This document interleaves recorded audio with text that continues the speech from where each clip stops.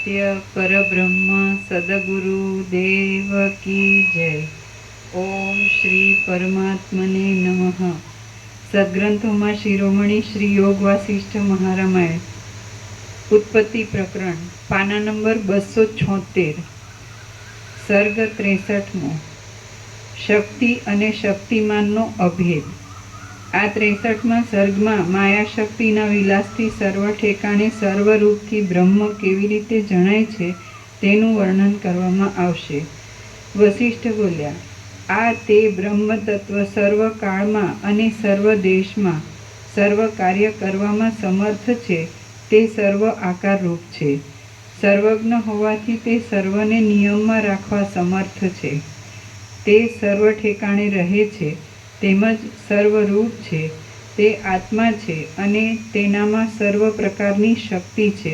તેથી કોઈ સમયે તે અંતઃકરણ રૂપી ઉપાધિમાં જીવભાવથી પ્રવેશ કરીને ચિત્ત શક્તિ પ્રકટ કરે છે, કોઈ સમયે શાંતિ રાખે છે, કોઈ સમયે જડ શક્તિ ધારણ કરે છે, કોઈ સમયે રાગ લોભની પ્રવૃત્તિથી ઉલ્લાસ જણાવે છે અને કોઈ સમયે કાંઈ પણ પ્રકટ થતું નથી। તે જે ઠેકાણે જે સમયે જેવા પદાર્થની ભાવના કરે છે તે ઠેકાણે તે સમયે તે તેવા પદાર્થને જોઈ શકે છે। તેની સર્વ પ્રકારની શક્તિ હોવાથી તે જેમ કલ્પના કરે છે તેમ થાય છે। આ પ્રમાણે સ્વભાવથી જ શક્તિના જુદા જુદા રૂપ છે અને તે શક્તિ એ જ આત્મા છે। શક્તિ અને શક્તિમાનનો વિકલ્પ વ્યવહાર માટે વિદ્વાનોએ લોકમાં કલ્પ્યો છે, પણ વસ્તુતાથી આત્માને વિશે કાંઈ ભેદ નથી। શક્તિ અને શક્તિમાન એ બંને એક જ છે, પણ જેમ સમુદ્ર અને તેના મોજા, સુવર્ણ અને ઘરેણાં તથા અવયવ અને અવયવીમાં દ્વૈતપણું કલ્પિત છે, છતાં વસ્તુતાથી દ્વૈતપણું નથી પણ અભેદ જ છે, તેમ આત્માને વિશે કોઈ પણ ભેદ નથી, માત્ર ભ્રાંતિથી ભેદ જણાય છે। જે દોરીમાં સર્પની ભ્રાંતિ થાય છે તે દોરીની અંદર પણ સર્પ નથી તથા તે ઉપર પણ સર્પ નથી। તે જ પ્રમાણે જે આ જણાય છે તે બહાર પણ નથી તથા અંદર પણ નથી। આ સર્વાત્મા હોવાથી સર્વસાધારણ રૂપથી જુએ છે। જે આ બધું જોવામાં આવે છે તે સવિકાર બ્રહ્મરૂપ જ છે। મિથ્યા જ્ઞાનવાળા માણસોએ શક્તિ અને શક્તિમાનનો તથા અવયવ અને અવયવીનો ભેદ કલ્પેલો છે, પણ પરમાર્થથી તે ભેદ નથી।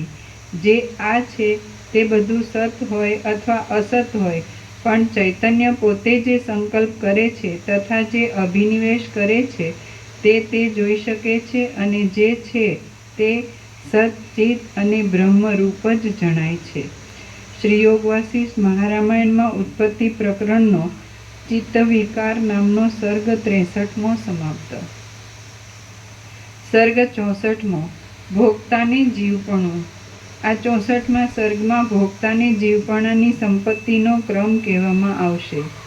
વશિષ્ઠ બોલ્યા, પરમાત્મા સર્વવ્યાપી છે, મહેશ્વર છે અને સ્વચ્છ છે।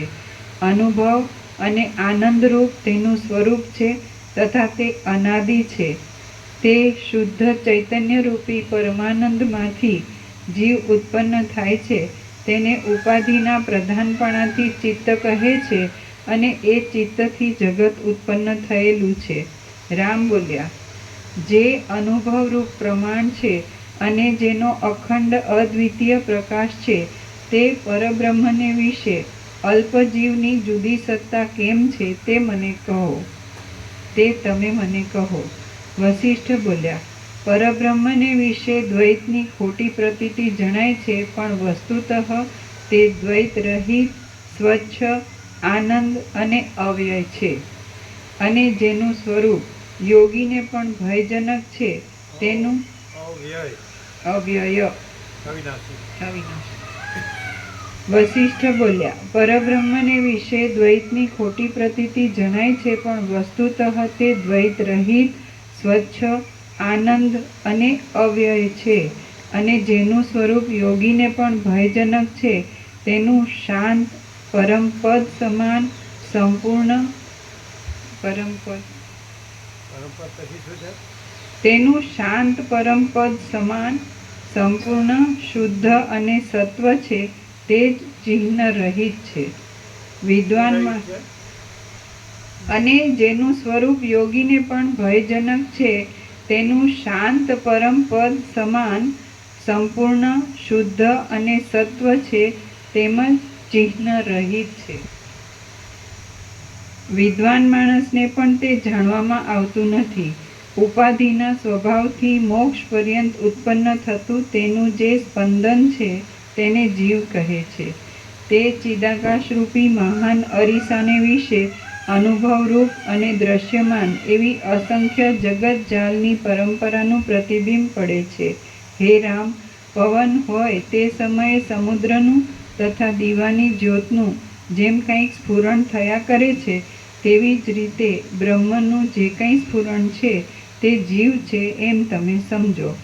શાંતપણું મટી ગયા પછી સ્વચ્છ ચિદાકાશનું જે સંવેદનરૂપી સ્વાભાવિક સ્ફુરણ છે, તે જીવનું સ્વરૂપ છે. જેવી રીતે વાયુમાં ચલનપણું છે, અગ્નિમાં ઉષ્ણતા છે અને હિમકણમાં શીતળતા છે, તેવી રીતે જીવમાં જીવપણું મોક્ષ થતાં સુધી સ્વભાવથી જ રહે છે. ચૈતન્યરૂપી આત્મતત્વનું સ્વભાવને લીધે સંવેદનથી જે સ્ફુરણ થાય છે, તેને જીવ કહે છે. જેવી રીતે અગ્નિના કણમાં લાકડું પડવાથી તેનો પ્રકાશ થાય છે, તેવી રીતે તે જીવ વાસનાના દ્રઢપણાથી અહંકારપણાને પામે છે.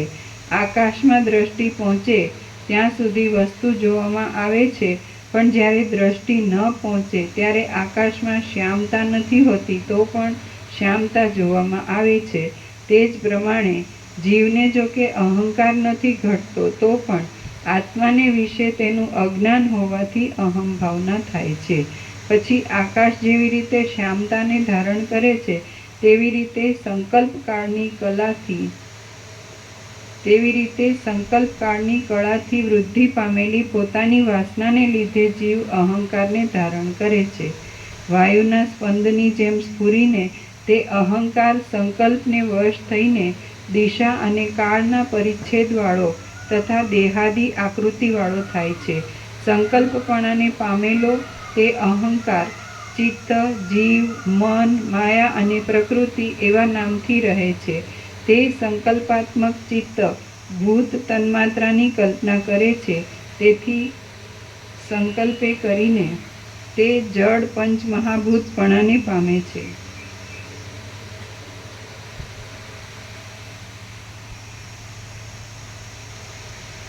પંચ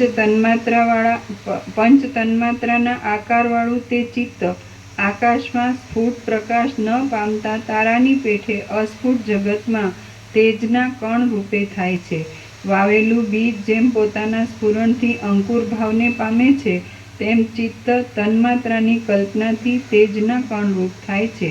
જેમ દ્રવરૂપી જળ બરફરૂપ થાય છે, તેમ એ તેજનો કણ બ્રહ્માંડની કલ્પનાથી બ્રહ્માંડરૂપ થાય છે અને તેમાં બ્રહ્મા રહે છે. તેમાં કોઈ દેહની કલ્પનાથી પુણ્ય કરનાર દેવતાનો દેહ પામે છે, કોઈ અહંકારરૂપી ભ્રાંતિપણાને પામે છે, તો કોઈ ગંધર્વનગરના રૂપને પામે છે. તેમાં કોઈ પોતાના સ્થાવરપણાના સંકલ્પને લીધે સ્થાવર થાય છે, કોઈ જંગમ થાય છે અને કોઈ પક્ષી વગેરે આકાશમાં ફરનાર થાય છે. આવી રીતે અંડરૂપી જગતમાં સંકલ્પને લીધે વિચિત્ર સૃષ્ટિ થાય છે. પ્રલય થયા પછી સૃષ્ટિના આદિમાં સંકલ્પથી જે દેહ થાય છે, તેને બ્રહ્મા કહે છે. તે બ્રહ્મા પોતાના સંકલ્પથી જગતને ઉત્પન્ન કરે છે. તે બ્રહ્મા આત્માની અધિષ્ઠાનપણાને લીધે સત્ય સંકલ્પ છે. એટલે તે પોતાના મનથી જેવો સંકલ્પ કરે છે, તેવા પદાર્થ ઉત્પન્ન થયા જ હોય એમ તે દેખે છે. ચૈતન્યના સ્વભાવથી બ્રહ્મ એ જ જગતનું મુખ્ય કારણ છે અને ત્યાર પછી જન્મ મરણ થવામાં કર્મ જ કારણ રૂપે રહે છે. જળમાં જેવી રીતે સ્વભાવથી જ ફીણ થાય છે,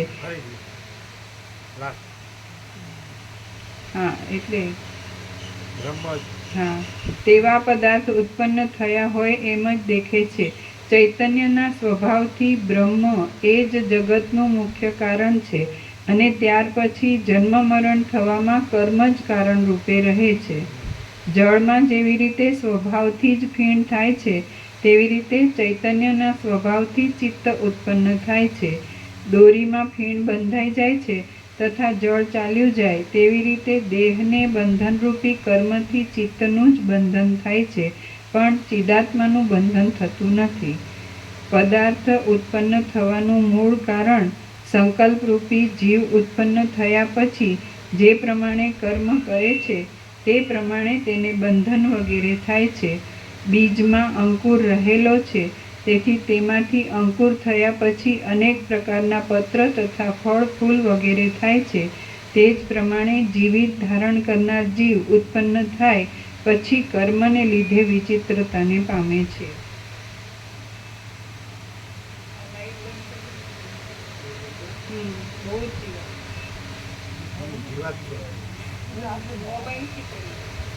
ક્યાં જ છે એ લાઈટ છે ને તો તમારો વંચાશે નહીં. આ કરો, આ કરો ને આ બંધ કરો. દિવસ વધારે આ બંધ કરો. હવે વહી જશે ત્યાં.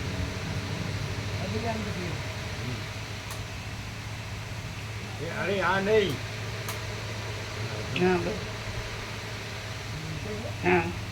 મનને લીધે ભેદ જણાય છે પણ વસ્તુતાથી ભેદ નથી. તથા બ્રહ્મ, જીવ, મન, માયા, કર્તા અને કર્મ વગેરે જે જણાય છે તે જગતની દ્રષ્ટિથી છે, પણ બ્રહ્મરૂપે સર્વ એક જ છે. ક્યાં વાંચતા હતા? આની બાજુમાં, હે ને? ભૂલ કરી. તે જ પ્રમાણે જીવિત ધારણ કરનાર જીવ ઉત્પન્ન થાય પછી કર્મને લીધે મેં તો પહેલા જ કીધું કે ચટકી ગયું છે. એક લાખ પાર્ટનર મરી જાય એટલે ખલાસ. બધાને એવું જ હોય. એવું ઘરનો પ્રભુ મરી જાય તો ભગવાન મરી ગયા. પછી ઠબ એટલે હું ગુજરાતી. એ શબ્દ ગુજરાતીમાં સાંભળ્યું તો કોઈ દિવસ અહીં જ આવીને સાંભળ્યું. ઠબ એટલે હું શું કે છે? બસ એક્ઝેક્ટલી. બુદ્ધિ કામ ન કરે એવું દેખાય. ચાલો ને હજી નથી મરી ગયું તો કામ નથી કરતી, મરી જાય તો શું થાય? ઉપરથી અમને તો એવું લાગે છે કે નથી મરી ગયું ને એટલે કામ ન કરે. ઉપરથી મરી જાય ત્યાં હું છે કે છૂટ્યા તો કામે કરે, પણ એ છૂટ્યા નથી લાગતું. ભગવાન મરી ગયા એમ થાય પાછું. ભ્રાંતિહાળી બધી અવળી જ ચાલે.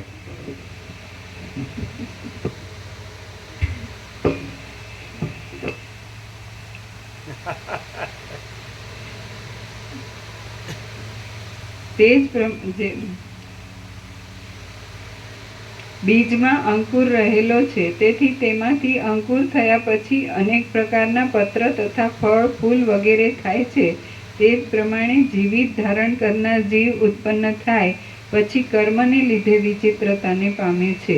અને એમ વ્યષ્ટિ જીવો પણ વાસના રૂપે રહેલી દેહાદિકની આકૃતિઓને પામે છે.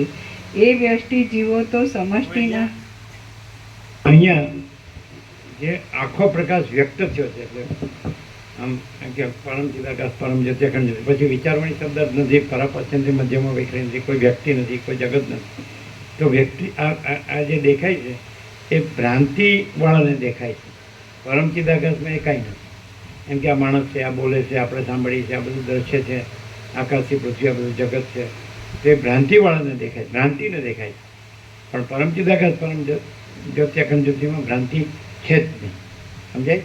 હવે એ જે સંપૂર્ણ ભ્રાંતિ રહે તો જ એને ખબર પડે. અને ભ્રાંતિથી એ ગમે એટલું વાંચે કે સાંભળે કે બોલે કે યાદ રાખે કે વિચારે કે જાણે, પણ એ ભ્રાંતિ જ છે. કારણ કે એમાં કાંઈ થતું જ નથી. એમાં કોઈ છે જ નહીં, કાંઈ થતું જ નથી. સમજાય? તો પછી એમ દેખાય છે કે આ માણસ બોલે છે અને આ માણસ છે, અને બધો સ્વાભાવિક બધાને જેવો માણસ છે, જીવતો જાગતો બોલતો ચાલતો. તો એ અને પ્રકાશ તો પ્રકાશ જ છે, એમાં તો કોઈ ભ્રાંતિ છે જ નહીં.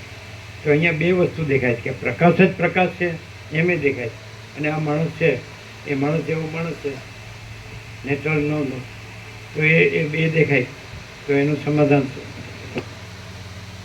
આનું સમાધાન તત્વબોધમાં અનેકો વાર આપ્યું છે પ્રભુએ, કે આખો પ્રકાશ પોતે જ છે, બીજું કાંઈ છે જ નહીં, બીજું કાંઈ થયું નથી, થશે નહીં, થતું નથી ને સંભવતું જ નથી. એવું એનો અર્થ એમ થાય કે એને આવું જ દેખાયા કરે છે, એટલે હું આ છું એ ભ્રમ રાખ્યા જ કરે છે, એટલે એને આવું દેખાયા કરે છે. કે આ માણસ છે ને બધા માણસ છે ને આ બધું જગત છે ને આ બોલે છે ને આપણે સાંભળે છે તો એમ સમજાય. એટલે એનો ઊનો ભ્રમ એ ચાલુ રાખે અને પછી પાછું બે બાજુ કરે, એક બાજુ આનું કરે ને એક બાજુ આનું કરે, એ ઠેકાણું ન કરે. અને ઊનો ભ્રમ છે જ નહીં. અને મહાચિદાકાશ સ્વયં પ્રકાશ સંપૂર્ણ પ્રકાશ જ છે. અને મહાચિદાકાશ પરમ કૈવલ્ય પરમ શાંતિ જ છે. ઠીક છે. તો હવે એ કેવી રીતે ખબર પડે કે એ ઊના ભ્રમથી જોવે તો પણ અને ઊના ભ્રમથી જ રહે તો પણ કે એ ઊના ભ્રમથી તો એ ભ્રમમાં આ દેખાય છે કે આ છે ને બોલે છે કે અથવા બધાને જેમ છે માણસની જેમ, તો ઊના ભ્રમમાં દેખાય છે. તો અહીં નથી અને અહીં અનંતપૂર્ણ પરમ ચિદાકાશ પરમ શાંતિ જ છે. અહીં પરમ ચિદાકાશ પરમ જ્યોતિ અખંડ જ્યોતિ જ છે અને સ્વયં સિદ્ધ સ્વયં પ્રકાશ સ્વયંપૂર્ણ સ્વસ્વરૂપ જ છે. અહીં મહાચિદાકાશ પરમ કૈવલ્ય પરમ શાંતિ જ છે. તો એ કેવી રીતે ખબર? ઊના ભ્રમને તો ખબર જ ન પડે ને. ઊનો ભ્રમ હોય ને તો એને ચોખ્ખું દેખાય એવી રીતે કે પ્રકાશ પોતે પૂર્ણ છે, આખો અખંડ પોતે જ છે. અને નથી સાઈડથી એ જોવે ને તોય એમાં હુંની બે સાઈડ હોય. એક એને દારેશના વિતેશના પુત્રેશના લોકેશના એવી બધી હોય, એમાંનું કંઈ નથી કે હું મારું કે જગત કે એની અંદર કંઈ પણ કરવાપણું કે એવું કંઈ જ નથી, એવું એને એક દેખાય. અને બીજું એને એ પણ દેખાય કે આમાં ઈશ્વર સુધી કે સમષ્ટિ સાક્ષી સુધીની કલ્પનાય નથી, એવો આખો પ્રકાશ છે.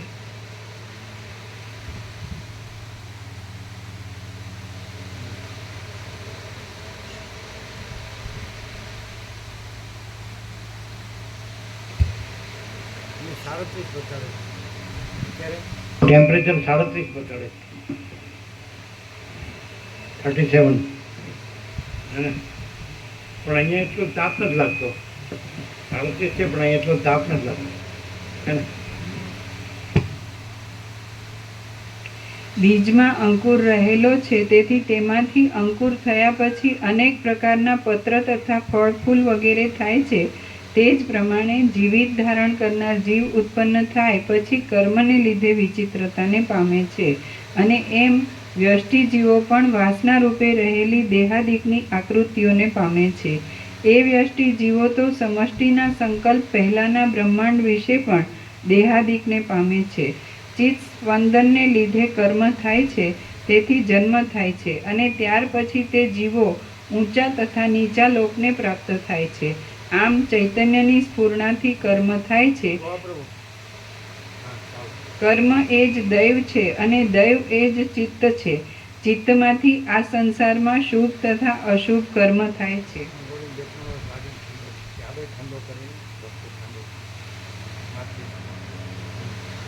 બીજમાંથી અંકુર થયા પછી જેમ વૃક્ષની શાખા તથા પુષ્પ વગેરે વારંવાર થયા કરે છે, તેમ આદિ કારણ બ્રહ્મમાંથી ચૈતન્યની સ્ફૂર્ણા થયા પછી શુભ અશુભ કર્મને લીધે અનેક પ્રકારના જગત. આ બધા શાસ્ત્રોનો પૂરો આચાર્ય હોય છે. આ આટલું બધું મથે જેનાથી કંઈ થાય અને કાંઈ કરવા પડવું છે એટલે એમ કહે છે ને ભાઈ શું કરવા પડવું છે, બધે બધું કરવાનું કહે છે, કાંઈ એટલું જ કરવાનું છે કે કાંઈ જ કરવાનું નથી. અને જો એમ કે ના કાંઈ કરવાનું કહો તો જે કાંઈ કરવા જેવું નથી એ કાંઈ જ કરવા પણ નથી. અહીં એટલું જ કરવાનું છે કે કાંઈ જ કરવાનું નથી અને કે ના કાંઈક તો કહો જ, તો જે કાંઈ જ કરવાનું નથી એ કાંઈ જ કરવાનું નથી. નહીં ચાલે. ખબર પડે છે આમ ભાષા કે અઘરી પડે? બધે એમ કે ભાઈ કાંઈક કરો, તો અહીં એટલું જ કરવાનું છે કે કાંઈ જ કરવાનું નથી. કારણ કે ના કાંઈક તો કહો જ, પણ જે કાંઈ નથી એનું કાંઈ જ કરવાનું નથી, કાંઈ જ કરવા પણ નથી. બરાબર નથી? અને જે છે એનું કાંઈ જ કરવા પણ નથી. એ તો સ્વયં છે. પરમ ચિદાકાશ પરમ જ્યોતિ અખંડ જ્યોતિ સ્વયં મહાચિદાકાશ સ્વયં સહજ સંપૂર્ણ સર્વસ્વ તો એમાં તો પોતે પોતે જ કાંઈ થતું નથી ને.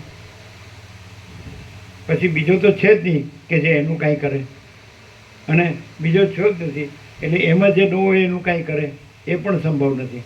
એટલે કાંઈ પણ સંભવ નથી કરવાનું.